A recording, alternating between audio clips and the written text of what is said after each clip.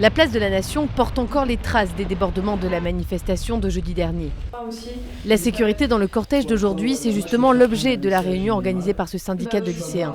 On fait comme d'hab, si jamais il y a un problème, vous restez calme, vous bougez pas et vous attendez les instructions. Pour sa présidente, jeudi dernier, la réaction des forces de l'ordre n'a pas été adaptée pour contenir les casseurs. On aurait pu avoir un isolement des personnes qui étaient un isolement des casseurs. Alors que là, il n'y en a pas eu. Rachid sera chargé de la sécurité aujourd'hui. Il se sent impuissant face aux possibles débordements.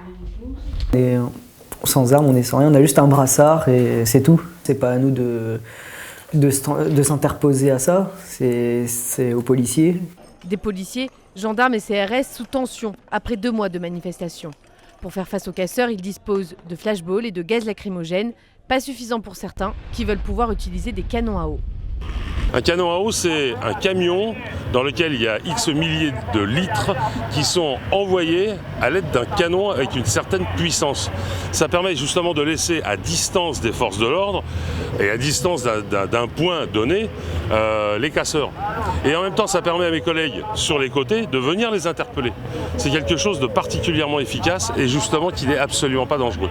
Près de 300 policiers ont été blessés depuis le début des mobilisations contre la loi travail.